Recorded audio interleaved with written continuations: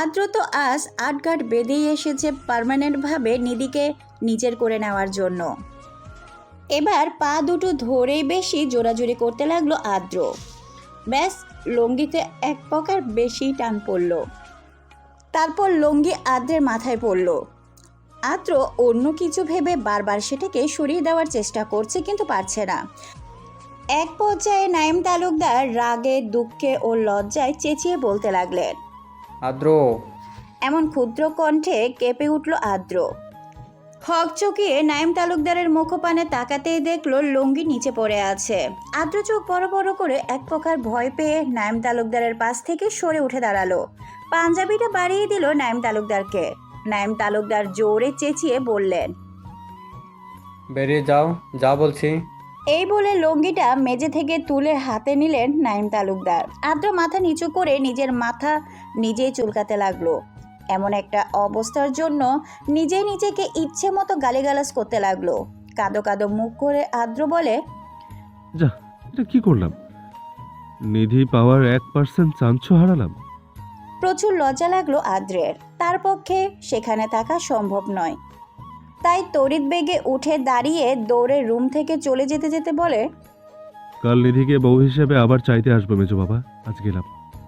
কচি দেবো, নিও। আদ্র রুম থেকে বেরিয়ে হাঁটুতে ভর করে হাঁপাতে লাগলো। অ্যালবাম ও দিগদর্শক সেখানেই ছিল।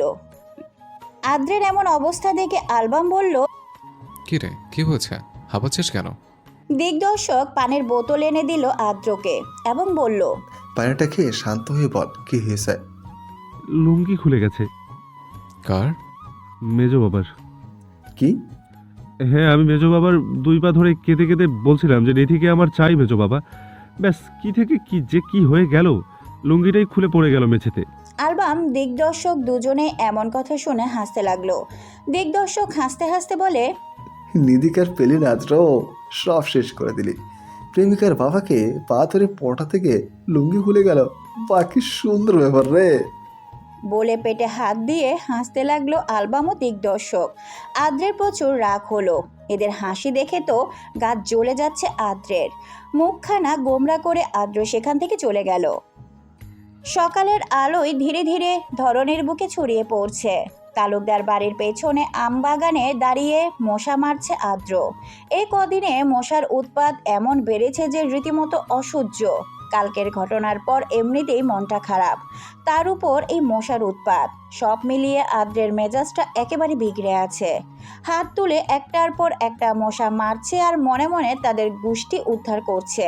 আসলে আমবাগানে আসার কারণটা হলো নিধি তাকে ডেকেছিল, কিন্তু সেই যে ডেকেছে এর মধ্যে 20 মিনিট কেটে গেছে আর আদ্র এখনও একা দাঁড়িয়ে মশার কামড়ে অস্থির।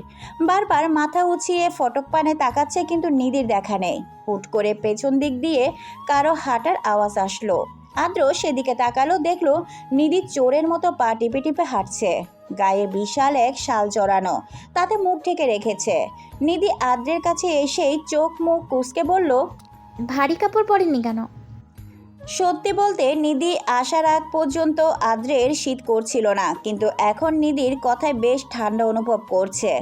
আদ্র নিধির দিকে তাকিয়ে পরিতৃপ্তির হাসি দিয়ে বলে, তোমার আসার অপেক্ষায় ছিলাম বোধহয়। নিধি আর কিছু না বলে নিজ চাদরের ভেতর থেকে ঢেকে রাখা আর একটি চাদর বের করে আদ্রের দিকে দিয়ে বলে, পরে নিন, প্রচুর ঠান্ডা নেমেছে আজ। আদ্রের মুখটা কেমন যেন থমথমে হয়ে গেল। সে বোধহয় আশা করেছিল যে নিধি চাদরে জায়গা পাবে, কিন্তু নিধি সেটা আর হতে দিল কই। আদ্রের এমন মুখ দেখে নিধি বলে, কি হলো? পরিয়ে দাও। নিধি কিছুক্ষণ আদ্রের পানে তাকিয়ে মুচকি হাসি দিয়ে চাদরখানা ভালো করে মুড়িয়ে পেঁচিয়ে দিল আদ্রের শরীরে। তারপর কিছুক্ষণ দুজনেই চুপ থাকলো। ইতস্তত ভূত হলো বোধ হয়। আদ্র বলে, পেছনে দরজা দিয়ে এলি যে? ড্রয়িং রুমে মা ছিল। নামাজ পড়েছো? হুম। আপনি হুম। কাল বাবার কাছে গেলেন যে, কি বললো? ব্যাস, এই কথার আদ্রের মুখখানা শুকিয়ে কাঠ হয়ে গেল। চাদরে ভালো করে হাত ডুবিয়ে নিয়ে বলল, কাল এক বিরাট কাণ্ড হয়ে গেছে। কি কাণ্ড? পা ধরে কেঁদে কেটে তোমাকে চাইছিলাম, কে জানতো তাতে তোমার বাবার পরনের লুঙ্গি খুলে যাবে। রাগ হওয়ার কথা ছিল বোধহয়, কিন্তু মোটেও নিধির রাগ হলো না, বরং জোরে শব্দ করে হাসতে শুরু করে দিল। নিধির এমন হাসি দেখে একটু রাগ হলো আদ্রের। তড়িৎ বেগে গিয়ে নিধির মুখ চেপে বলে, স্টপ নিধি, কেউ শুনলে খুব খারাপ হয়ে যাবে, হাসি থামাও। নিধি তাও থামলো না, বরং আদ্রের পেটের দিকে নিজের পিঠ ছেড়ে হাসতেই লাগলো। নিধির শরীর হাসির কারণে নেতিয়ে পড়েছে। হাসতে হাসতেই নিধি বলে, আপনি আমাদের 3 বোনের থেকেও এক কাঠি উপরে। কিছু এক চিন্তায় হঠাৎ নিধির হাসি থেমে গেল। চোখের নোনা জলে পরত জমে উঠল ধীরে ধীরে। বুকের ভেতরটা যেন কেমন করে উঠল। এক অজানা ব্যথায় ভরে উঠল সমস্ত সত্তা। আচমকায় সে ঘুরে আদ্রকে দুহাতে শক্ত করে জড়িয়ে ধরল, আর পর মুহূর্তে হু হু করে কেঁদেই উঠল। নিধির এমন হঠাৎ কান্নায় আদ্র ভয় পেয়ে গেল। তোতলাতে তোতলাতে বলল, কি হলো নিধি? এক্ষুনি তো হাসলে, আবার এক্ষুনি কাঁদছো, কি হলো বলো আমায়? আপনি আমার জন্য বাবার পায়ে ধরেছেন। তাতে কি হয়েছে? অন্য কারো পা তো ধরিনি, ধরলে নিজের মেজো বাবার পাটাই ধরেছি। তোমাকে পাওয়ার জন্য আমি সব করতে পারি নিধি। তাও আপনি বাবার পায়ে কেন ধরতে গেলেন? আমি তো আপনি ছাড়া কাউকে বিয়েই করব না, সে বাবা যতই বলুক। চলুন আমরা পালিয়ে যাই। না রে পাগলি, পারিবারিকভাবেই আমাদের বিয়ে হবে, দেখো। যদি না হয়? হবেই। এখন দূরে যাও, কেউ দেখে ফেললে ভারী বিপদ হয়ে যাবে চড়ুই পাখি। নিধি আদ্রের বক্ষ বন্ধনী থেকে ছড়িয়ে নিয়ে একটু দূরত্ব বজায় রেখে দাঁড়ালো। তারপর মুখটাকে নিচু করে অসহায়ভাবে নিধি আবার বলে, হরলিক্সের গোষ্ঠী আবার আসবে। আসুক। আপনি আসতে বলেছেন? বিশ্বাস করো আমায়। নিজের থেকেও বেশি। তবে চিন্তা কি? আপনাকে হারানোর। এত সহজ নয়। এত কঠিনও নয়, তবে চলুন পালিয়ে যাই। বাবা মা পরিবারের দোয়া ছাড়া সুখী হতে পারবো না চড়ুই পাখি। শুধু তো বাবাই মানছে না। তাহলে ভাবো তোমাকে পাওয়া কত সহজ। শুন, পালিয়ে গেলে পরিবার মানবে না 1 বছর, 2 বছর, অথবা হাইজের 3 বছর, তারপর ঠিক মেনে নিবে। কিন্তু আপনাকে হারালে 80 বছর কেন, 100 বছরও ফিরে পাবো না। বুঝলেন কি? নিধির কথা আদ্রের কাছে যথেষ্ট যুক্তিসঙ্গত মনে হলো, কিন্তু নিধি বুঝতে পারছে না যে কিছু বিষয় হাতে ধরে বোঝানো যায় না। তাদের কোনো দৃশ্যমান ভিত্তিও থাকে না। বেঁচে থাকার জন্য ভালোবাসা জরুরি, ভালোবাসা থাকা জরুরি, কিন্তু সেই ভালো থাকা যেন প্রিয় মানুষদের কষ্ট দিয়ে না হয়। হ্যাঁ, না হোক। হ্যাঁ, আদ্রের কাছে নিধির ভালোবাসা প্রয়োজন, খুবই প্রয়োজন, কিন্তু সে কখনোই চায় না সেই ভালোবাসার বিনিময়ে আপনজনদের কষ্ট দিতে। যারা এত ভালোবাসা দিয়ে, মমতা দিয়ে এই অনাথ আদ্রকে মানুষ করেছেন, তাদের কষ্ট দিয়ে সে কিভাবে বাঁচবে, কিভাবে ভালো থাকবে? মেজো বাবা সবসময় আদ্রকে নিঃস্বার্থভাবে ভালোবেসেছেন, কিন্তু এখন তার আচরণ যেন পাল্টে গেছে, যা আদ্রের কাছে একেবারে অজানা। নাইম তালুকদারের মধ্যে সে আর সেই পুরনো মেজো বাবাকে খুঁজেই পায় না, যিনি এক সময় তার আশ্রয়, নির্ভরতা আর সবচেয়ে কাছের মানুষ ছিলেন। আদ্রের থেকে নিধির বয়স অনেক ছোট, তাই আদ্রের মনে প্রশ্ন জাগে, নিধি কি আদৌ এই সম্পর্কের গভীরতা ও মর্যাদা বুঝতে পারে? নিধি এখন সব কিছু ভাবছে কেবল আবেগ দিয়ে। এখন বিবেক কাজ করছে না নিধির, আর করবেই বা কিভাবে?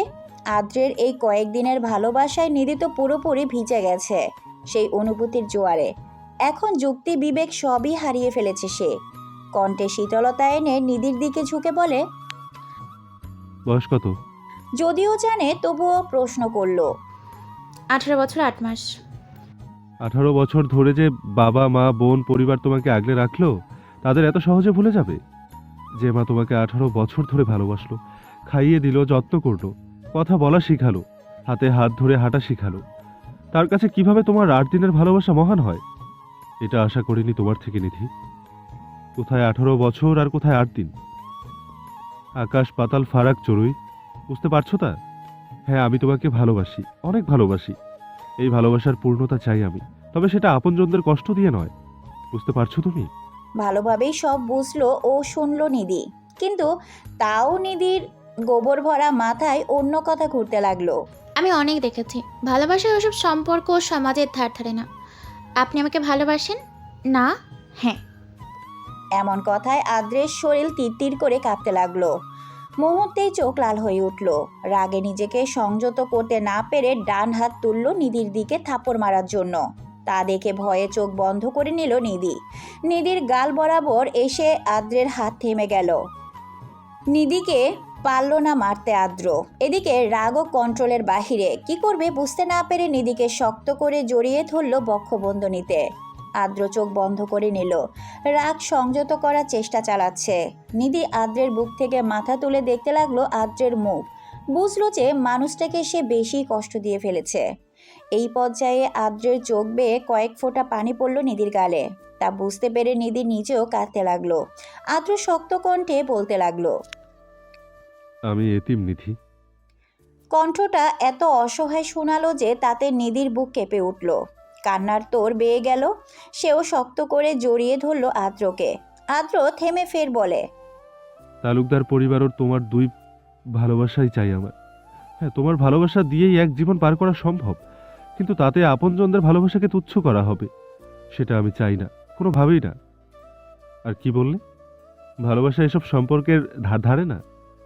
ওসব ভালোবাসা আজ থেকে ঘৃণিতভাবে গ্রহণ করলাম। সমাজের কথা বাদই দিলাম। সমাজের খাইও না পড়িও না, কিন্তু পারিবারিক সম্পর্কের টানাপোড়েনগুলো তুমি কিভাবে এসব বলছো নিধি? তবে কি আমি তোমায় চিনতে ভুল করেছি? আজ যদি আমি তোমাকে নিয়ে দূরে কোথাও চলে যাই, তবে কি পারবে ইতি ও বিথিকে ছাড়া থাকতে? নিধি মনে মনে ভাবল, আসলেই তো। ফের হকচকিয়ে আদ্রকে বলল, না, আমি ওদের ছাড়া থাকতে পারবো না। আমার ভুল হয়ে গেছে, সরি আদ্র ভাই। মুস্কি হেসে নিধির মাথায় চুমু এঁকে দিল আদ্র। বলে, ইটস ওকে চড়ুই পাখি, চিন্তা করো না, তুমি আমারই থাকবে, সব সম্পর্কও ঠিক থাকবে। এরকম কথা কই থেকে শিখছো চড়ুই পাখি? রিলসে দেখেছি। ওসব তো কাল্পনিক শুটিং চরিত্র চড়ুই। বাস্তবে ফিরে এসো, বাস্তবতা ফিল করো, দেখবে কল্পনা তোমাকে বাস্তব রূপ ধরা দিয়েছে। I am with you Nidhi, I love you so so much. Real love, not fake, because 10 years of love. Nidhi আদ্রের বক্ষে মাথা রেখে মুস্কি হাসল। আদ্র আবার বলে, হয়েছে, এখন ঘরে যাও। আমার মির্জাফর হবু শ্বশুর তোমায় এভাবে আমার বুকে লেপ্টে থাকা দেখলে কেলেঙ্কারি হয়ে যাবে। এমনি কালে কাকাম করে এসেছি, এখন তো শ্বশুরের সামনে যাওয়ার জো নেই। ছি, কি লজ্জা, কি লজ্জা। নিধি আর কিছু না বলে হাসতে হাসতে চলে গেল। আদ্র পেছন থেকে হাঁক ছাড়ল। চড়ুই পাখি শোনো। নিধি দাঁড়িয়ে যায়। আস্তে ধীরে ঘুরে তাকালো আদ্রের পানে। আদ্র তার সামনে হাত দুটো পিস মোড়া করে নিধির পানে তাকিয়ে আছে। নিধি কিছু বলতে যাবে, ঠিক তখনই আদ্র বলে, পেছনে ঘুরো। নিধি কোনো কথা না বলে পেছনে আবার ঘুরে দাঁড়ালো। আদ্র আস্তে করে নিধির মাথায় কাপড়টা সরালো। খোপা করা চুলগুলোকে পিঠে ছড়িয়ে দিল। তারপর হাতে থাকা ফ্যান্সি ফুলগুলো এক এক করে গুজে দিতে লাগলো নিধির চুলে। হলুদ রঙের ছোট ফুলগুলো চুলে বেশ আকর্ষণ কাটছে নিধির। ফোন বের করে সে চুলের কিছু ছবিও তুলে নিল আদ্র। পরক্ষণে ফোন পকেটে রেখে একটি ফ্যান্সি ফুল নিধির কানে গুজে দিল। নিধির সামনে গিয়ে নিধিকে ভালো করে পরখ করে বলল, যাও এখন। কে জানি হঠাৎ নিধি কি ভেবে লজ্জা পেয়ে দৌড়ে চলে যেতে লাগলো। আদ্র নিধির যাওয়ার পানে তাকিয়ে হাসলো শুধু। আলবানের ঘরের কাউচে বসে আছে ইতি, বিথি ও দিগদর্শক। দিগদর্শক হেলান দিয়ে ফোন স্ক্রলিং করছে। আলবাম ওয়াশরুমে আছে। আদ্র নিধিকে ডাকা হয়নি, কারণ আজকের আলোচনা তাদের নিয়েই হবে। নিধি তো ইতি ও বিথির সঙ্গে আসার জন্য ঝগড়া করেছিল। এখন মনে হয় সে ঘরে বসে মুখ ফুলিয়ে ফেস করে কাঁদছে। ইতির মেজাজ প্রচণ্ড গরম হয়ে আছে আলবাম ভাইয়ের জন্য। রাগ হওয়াটাই স্বাভাবিক, কারণ আধা ঘন্টা হলো আলবাম ওয়াশরুমে ঢুকেছে, এখনো বেরোনোর নামই নেই। রাগের নাকের পাটা ফুলে উঠছে ইতির। বিতির থেকে একটু দূরে দাঁড়িয়ে আছে দিগদর্শক। বিতি তার ফোন লক্ষ্য করছে, কিন্তু সরাসরি কিছু করছে না। হাতে ফোন নিয়ে শুধু অ্যাপসগুলো স্ক্রলিং করছে। বারবার আর চোখে দিগদর্শকের দিকে তাকাচ্ছে, যেন দেখার চেষ্টা করছে দিগদর্শক ফোনে কি করছে, যদিও সত্যিই কিছু দেখা যাচ্ছে না। এদিকে দিগদর্শকও চুপচাপ বিতির ফোনে কি স্ক্রলিং করছে তা আর চোখে দেখছে। যদিও তেমন কিছু বের করতে পারেনি, তাই হালকা এক পিসেল হাসি খেললো তার ঠোঁটে। দুজনেই দুজনের দিকে দেখছে, কিন্তু একবারও তাদের দৃষ্টি মিলন ঘটল না। আলবাম গুনে গুনে 35 মিনিট 7 সেকেন্ড পর বের হলো ওয়াশরুম থেকে। ইতি নিজের সময় গুনেছে বলে কথা, আলবাম মাথার টাওয়াল দিয়ে মুছতে মুছতে ওয়াশরুম থেকে বের হলো। মাথা থেকে টাওয়ালটা সরিয়ে ইতি আলবামের মুখে ছুঁড়ে মারল। রাগের গতি বেড়ে গেল ইতির। রাগে ফোঁস করে শ্বাস নিতে লাগলো। মুখ থেকে গামছাটা সরিয়ে বড় বড় রাগী চোখে আলবামের দিকে তাকিয়ে রইল। আলবাম তা দেখে বলল, সমস্যা কি? নাগিন রূপ ধারণ করবি বলছে? ও বাবা, ফোঁস ফোঁস করছে। যা, টাওয়ালটা বেলকনিতে মেলে দিয়ে আয়। ইতি রাগ নিয়ে গটগট পায়ে বেলকনিতে টাওয়ালটা মেলে দিতে গেল। আলবাম একটু অবাকই হলো। তার বিশ্বাস হলো না ইতি তার কথা মতো টাওয়ালখানা মেলে দিতে গেল। ইতি সোফায় এসে আবার বসলো। দিগদর্শক বসার জন্য এগিয়ে এলো ইতির দিকে। এসে গম্ভীর কণ্ঠে বলল, সরে যা। উপাসে বসতে পারছেন না? না সর। পারবো না। জায়গা দিবি নাকি দুখা খাবি? ইতি রাগের চোখে আলবামের দিকে তাকিয়ে ঠোঁট নাড়িয়ে ট্যাপ ট্যাপ করে কিছু বলল। পরক্ষণে সরে গিয়ে জায়গা দিল দিগদর্শককে। আলবাম বসলো কিছুক্ষণ। ইতি নাক মুখ কুঁচকে আলবামের উপর নিচ পরখ করলো। কালো টি শার্ট ও ধূসর রঙের ট্রাউজার। তখনই ইতির নাকে আলবামের শরীর থেকে ভেসে আসলো মিষ্টি ঘ্রাণ। চোখ বন্ধ করে গন্ধটা শুকে নিল। কিছুক্ষণ পর কিছু একটা ভেবে ওড়না দিয়ে মুখ ঢেকে নিল। তা দেখে বিতি বলে, কিরে মুখ ঢাকলি যে? ওরা এক ব্যক্তির গা থেকে প্রচুর গন্ধ পাচ্ছি। কই, আমি তো পাচ্ছি না। আলবাম ভালো করেই বুঝলো যে কথাখানা তাকেই বলল ইতি। গম্ভীর কণ্ঠে আলবাম ইতিকে উদ্দেশ্য করে বিতিকে বলে, বেথি, এই আবর্জনা ইডিয়েটকে নিয়ে এসছিস কেন বলতো? ব্যাস। কাটা খায়ে নুনের ছিটা দিল আলবাম। রাগে গসগস করে ইতি বলল, আমি আবর্জনা? আমি আবর্জনা হলে আপনি দুর্গন্ধযুক্ত মানুষ। আমি দুর্গন্ধযুক্ত মানুষ, তাই না? হ্যাঁ হ্যাঁ হ্যাঁ। এই বলে বিতির দিকে মুখ ঘুরিয়ে রাখলো ইতি। আলবামের কাছে থাকা কুশনটা ইতির দিকে ছুঁড়ে মেরে বলে, এই কাল লাগে নেই, তোর এই নোংরা ওড়নাটা আমার গায়ে পড়েছে দেখছিস না? সরো বলছে, সরো এটা, ইডিয়েট। ইতি ওড়না তড়িৎ বেগে আলবামের কোল থেকে সরিয়ে নিয়ে বলে, ওনাটায় গন্ধ ধরে গেল, ছ্যা ছি। ব্যাস। আলবাম ও ইতির ঝগড়া চলতে থাকলো। তার মাঝে বিথি উঠে দাঁড়িয়ে বলল, দুশ্মন স্যার, চলুন আমরা চলে যাই, এখানে আমাদের কোনো কাজ নেই। হ্যাঁ চলো। বিথি ও দিগদর্শক চলে যাওয়ার কথা শুনে ইতি ও আলবামের ঝগড়া থামলো। এবার চারজনই বেশ সিরিয়াস মুড হয়ে গেল। আলবাম বলে, কে যেন সলা পরামর্শ করার জন্য এসছে, থেকে আলোচনা শুরু করতে বল।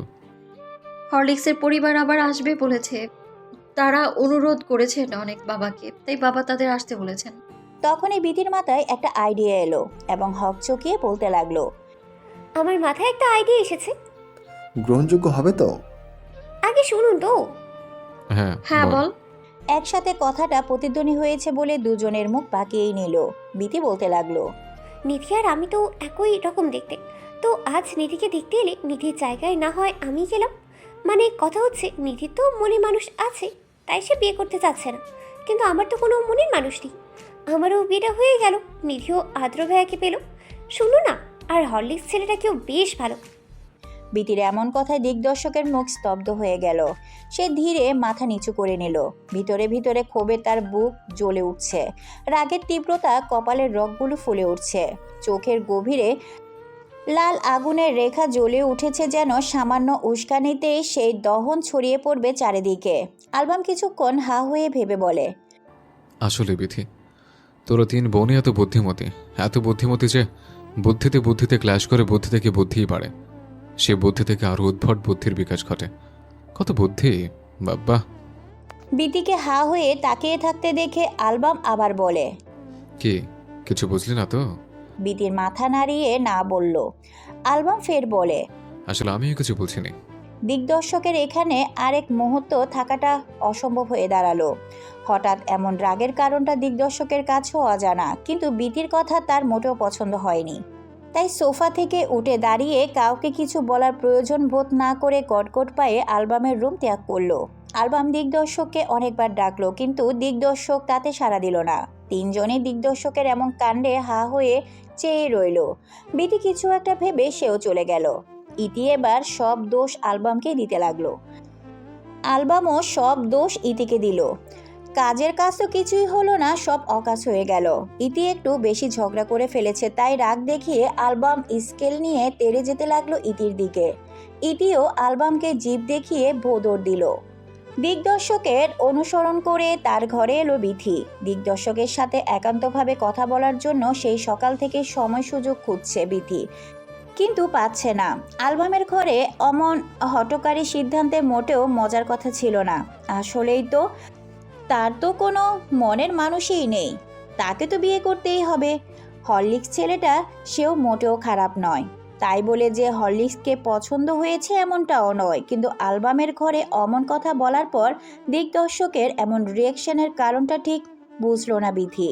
দিগদর্শকের ঘরে প্রবেশ করেই দেখলো দিগদর্শক নেই, ওয়াশরুমে গেছে বোধহয়। বিথি বিছানার একটু সামনে দাঁড়িয়ে রইল। ঠিক তখনই বিছানায় দিগদর্শকের সাইলেন্ট করা ফোনের আলো জ্বলে উঠল। কেউ ফোন দিয়েছে বোধহয়। বিথি কি করবে বুঝতে পারছে না, মনে ঘুরপাক খাচ্ছে ফোনটা সে কি ধরবে নাকি ধরবে না। কিছুক্ষণ ভেবে ফোনটার দিকে এগিয়ে গেল, ফোন হাতে নিয়ে রিসিভ করলো। ফোনটা কানে ধরে চুপ রইল বিথি। ফোনের ওপাশ থেকে কেউ একজন দিগদর্শক ভেবে মেয়েলি কণ্ঠস্বরে বলতে লাগলো, Babes, what's wrong with you? Are you telling Nitex not to let go to me Bangladesh? Have you gone crazy, DK?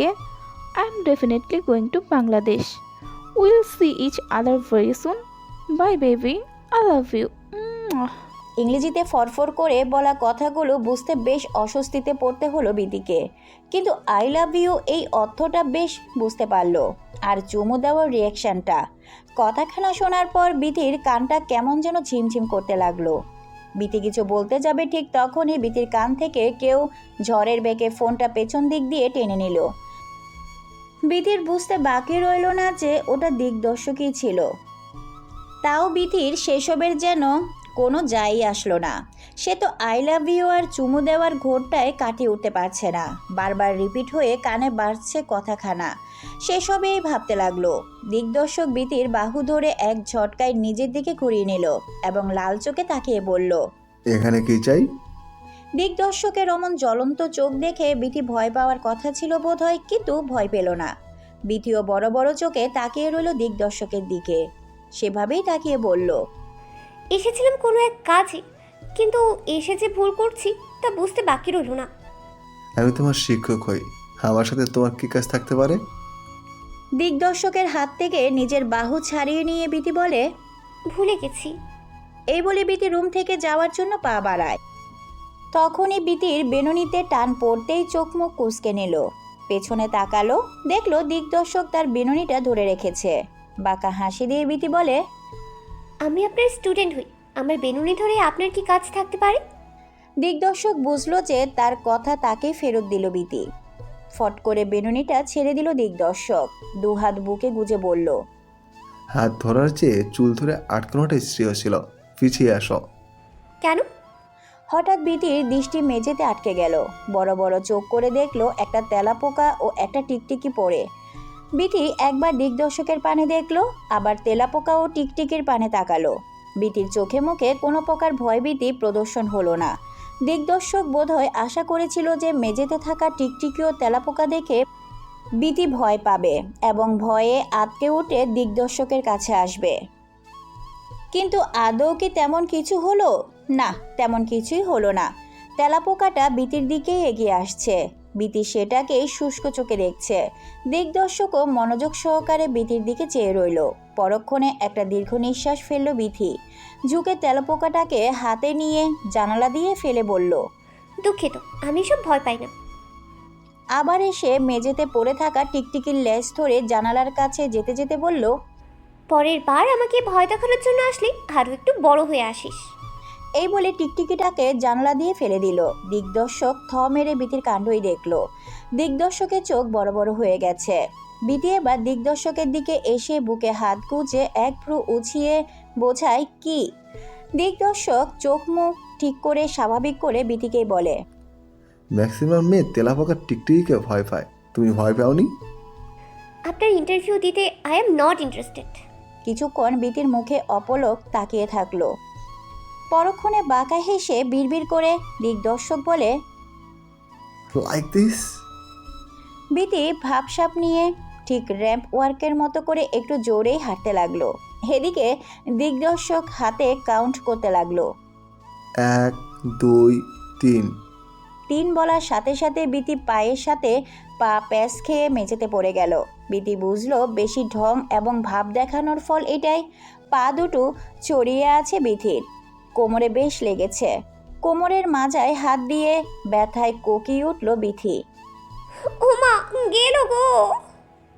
দিগদর্শক ঠোঁট টিপে হাসছে, এগিয়ে আসলো বিথির সামনে, হাঁটুতে ভর দিয়ে ঝুঁকে বলে। ওভার অ্যাক্টিংয়ের ফল।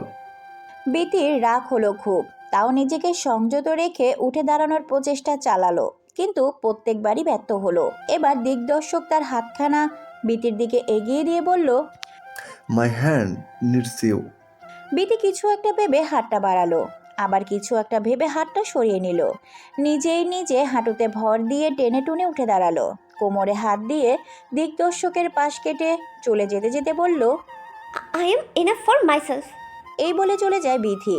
দিগদর্শক এখনও সেভাবেই হাত বাড়িয়ে ঝুঁকিয়ে আছে। উঠে দাঁড়িয়ে হো হো করে হাসতে লাগলো দিগদর্শক। সুগভীর কণ্ঠে বলল, মস্তিষ্ক ফাটল, মনে অশান্তির মূল, তুমি একমাত্র আমার ভুল।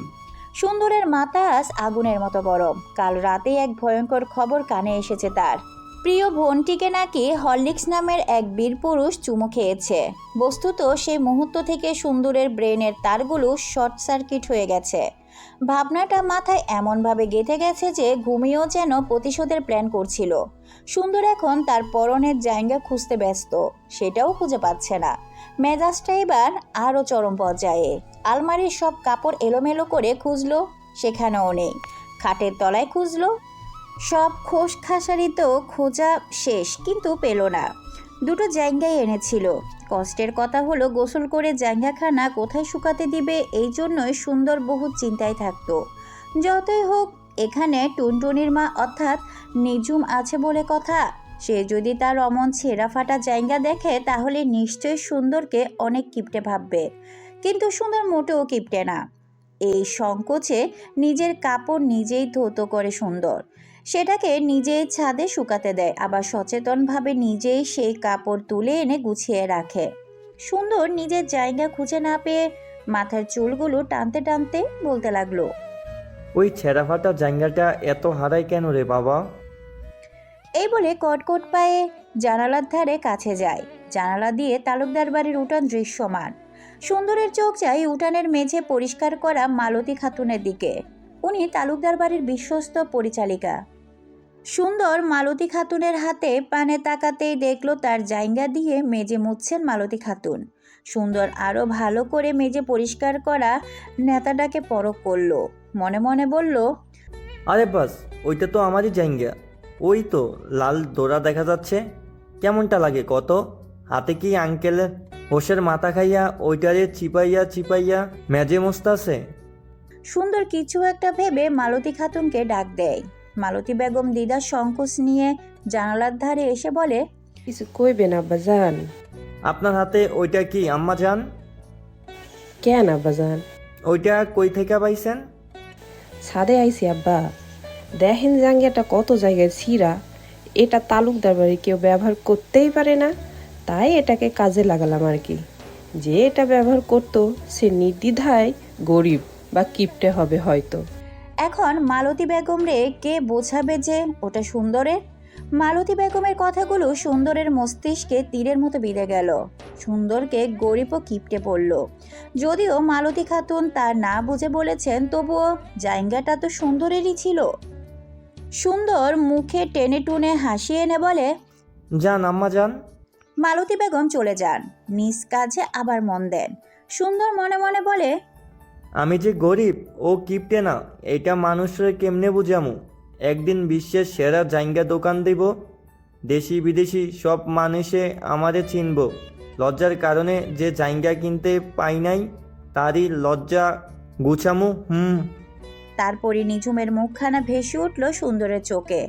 তারপর টলতে টলতে শার্ট কামড়ে লুঙ্গি গিট বাঁধতে বাঁধতে বলে, যাই দেই টুকটুকির মা করেটা কি, যাই একটু জ্বালাইয়া আসি শালির বোন রে। নিধি এখন আলিফা বেগমের পিছু পিছু ঘুরঘুর করছে। সেই তখন থেকে আলিফা বেগম বলছেন, কি বলবি বল? কি কিন্তু নিধি মুখে একদম কুলু পেটেছে। এদিকে নিধি তো মনে মনে কথা গুছাচ্ছে বলার জন্য। আলিফা বেগম দীর্ঘশ্বাস ফেলে বুঝলেন এই মেয়ে হয়তো কিছু বলবে, তাই তিনি কাপড় গুছিয়ে তা আলমারিতে রাখছেন। এদিকে আলিফা বেগমের শাড়ি আঁচলের আঙ্গুল পেঁচিয়ে ভোতা মুখ করে তাকে অনুসরণ করছে নিধি। আলিফা বেগম এবার বিছানায় বসলেন, নিধিও তার পাশে বসলেন। আলিফা বেগম আস্তে করে শ্বাস ফেলে বলেন, তখন থেকে পিছনে ঘুরঘুর করছিস কেন? কি বলবি বল। নিধি আলিফা বেগমের কোলে মাথা রেখে শুয়ে পড়ল। আলিফা বেগম নিধির মাথায় এক হাত রাখলেন।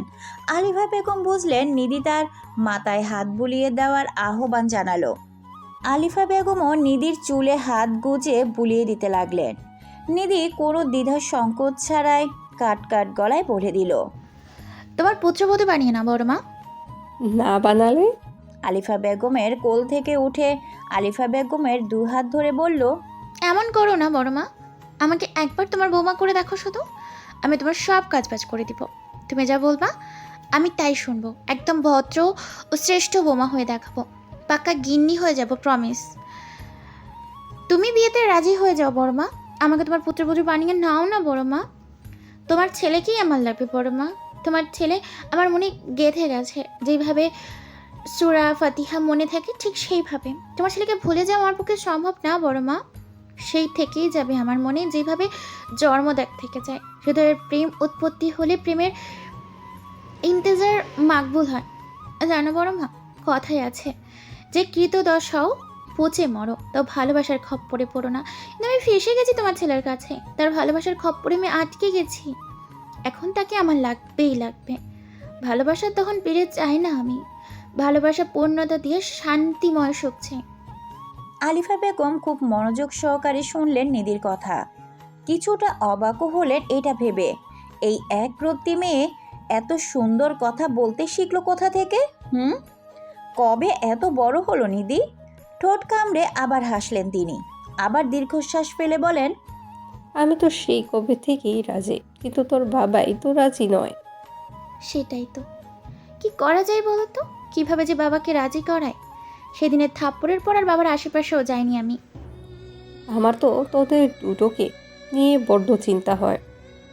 নিধি তখন কিছু একটা ভাবতে ব্যস্ত। আলিফা বেগমের কথা কানে গেল, কিন্তু তা গ্রাহ্য করল না। আলিফা বেগম নিধির বাহুতে হালকা ধাক্কা দিয়ে বলেন, কি রে? এবার ধ্যানে আসলো নিধি। তড়াৎ করে আলিফা বেগমের গালে চুমু খেয়ে বিছানা থেকে নামতে নামতে বলে, আইডিয়া পেয়ে গেছি, আসছি বড় মা। কাল থেকে তোমার ভদ্রবৌমা হয়ে যাব, প্রমিস। না তা না হয় পোষ বললে তো। যা কি আইডিয়া পেলি? পরে বলবো। রাত ঠিক 10টা। ইতি বিথি আর নিধির ঘরে তখন হালকা আলো জ্বলছে। তাদের সঙ্গে পিকি, মহিম, নিঝুম আর সুহানা। শুধু একজন নেই, সুন্দর।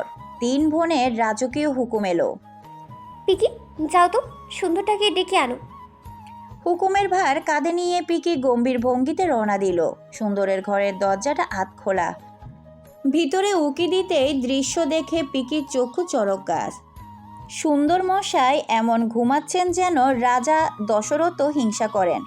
মুখ হা করে খোলা, এক পাশ দিয়ে টপ টপ করে লালা ঝরছে, আর মাঝে মধ্যে হালকা হেসেও দিচ্ছেন, যেন স্বপ্নের লটারিতে 1 কোটি টাকা জিতে গেছে আর সেই টাকা দিয়ে নিঝুমকে নিয়ে ঘুরছে। ওদিকে আবহাওয়াও কম খেলো দেখাচ্ছে না, এই উষ্ণ এই শীতল। সুন্দর সেই আবহাওয়ার পুরো রাজত্ব বিস্তার করেছে বিছানা জুড়ে। খাটের এক প্রান্তে মাথা, আরেক প্রান্তে পা, এমনভাবে যেন নিজের শরীরটা মানচিত্রের মাপ নিচ্ছে। খাওয়াটা আজ একটু বেশি হয়ে গিয়েছিল। পেটের ভারে ঘুমটা নাকি আরও গভীর। আর লঙ্গির অবস্থা, আহা! পিকি ভুক রুসকে গেল, মুখে বিরক্তি মেশানো হাসি। লঙ্গিটা পেটের উপর উঠে গেছে। পিকি অনেকবার সুন্দরকে ডাকলো, কিন্তু কোনো সাড়া শব্দ নেই। পিকি সুন্দরের বিছানায় এক পাশে বসে বাহু ঝাঁকাতে লাগলো, কিন্তু তাও ওঠার কোনো নামই নেই সুন্দরের। এদিকে সুন্দর তো স্বপ্ন দেখছে, নিঝুম তাকে জড়িয়ে ধরছে। ব্যাস সেভাবেই সে পিকির কোমর আঁকড়ে ধরলো এবং বিড়বিড় করে বলতে লাগলো, ও টুকটুকির মা, ওই শোনো। আমি টুকটুকির মা। চোখ মুখ কুঁচকে পিকি বলে, সুন্দর, আমার কাতুকুতু লাগছে, সারও দুষ্টু ছেলে।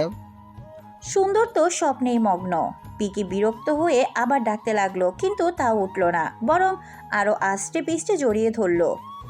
পিকি আর কিছু না ভেবে সুন্দরকে পাচাকোলা করে তুলে নিয়ে ইতি বিথি নিধির ঘরে চলতে লাগলো। পিকির কোলে সুন্দরকে দেখে সবার চোখ বড় বড় হয়ে গেল। তা দেখে সবাই একসাথে হাসতে লাগলো। পিকি সুন্দরকে কাউচের উপর ফেলে দিল। এমন ধাক্কার ফলে সুন্দর কোমরে ব্যথা পেল। ব্যাস, ঘুম গেল ছুটে। হকচকে উঠল সুন্দর, জোরে জোরে চেঁচাতে লাগলো, এ চোর চোর চোর, দর দর দর। উপস্থিত থাকা সবার হাসির তোর আরো বেড়ে গেল। জোরে জোরে হাসতে লাগলো। এমন অট্ট হাসি শুনে সুন্দরের ভ্রম কাটলো। সামনে তাকিয়ে দেখলো সবাই হাসতে হাসতে একে অপরের গায়ে ঠলাঠলি করছে। দুবার চোখ কষলে নিল সুন্দর। পরক্ষণে নিজের অবস্থান বুঝতে পারল। একটু সংকুচিত হয়ে প্রশ্ন করে, আমি এখানে কেন? সুন্দর ভাই, এই রাতে আমাদের একটা মিশন আছে, সেটাই সাকসেস করতে হবে। কি মিশন? ভূতের। ব্যাস, চোখ বড় বড় হয়ে গেল সুন্দরের। হকচকিয়ে সোফা থেকে উঠে দাঁড়িয়েই বলল, বিথি, এইসব কি কো তুমি? মজা কইরো না, সরো, আমি গিয়া ঘুমাই।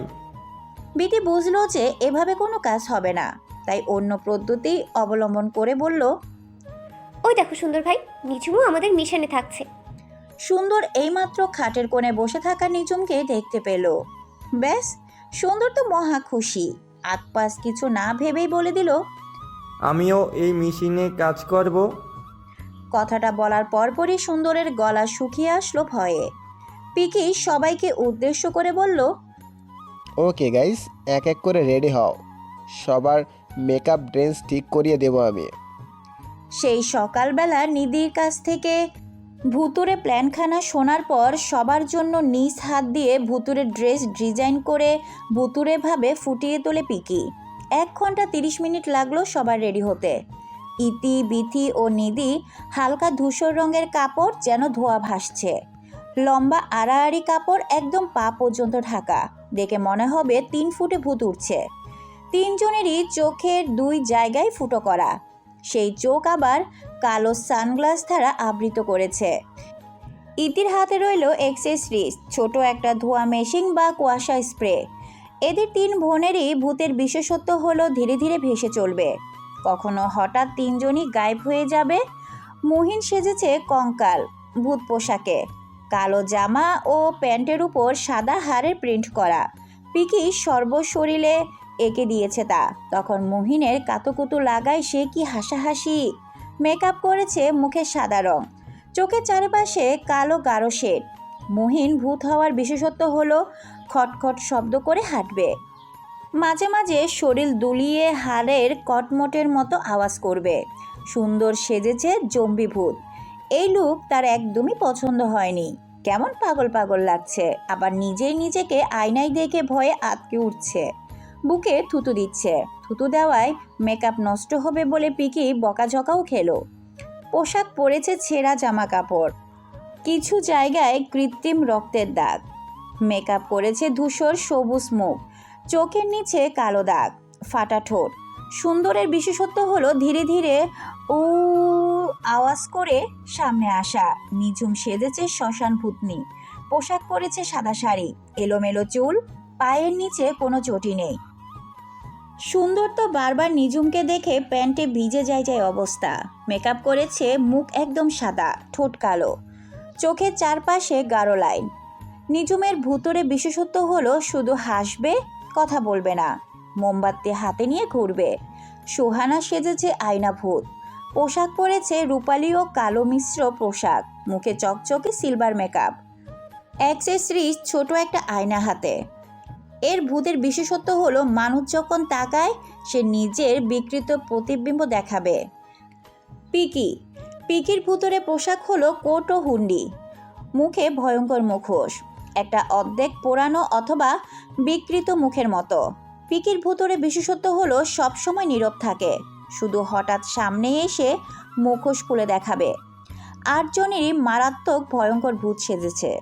তাদের মধ্যে এমন অবস্থা যে তারা নিজেরাই নিজেদের দেখে ভয় পাচ্ছে। বেশি ভয়ঙ্কর লাগছে নিঝুমকে, ভয়ে সবাই চুপচাপ। কেউ কোনো কথা বলছে না, কেউ তাদের ভয় প্রকাশও করছে না, কিন্তু ভেতরে ভেতরে বারবার আটকে উঠছে।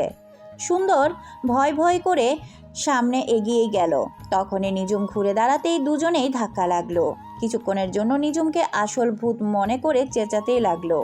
এ আম্মা এ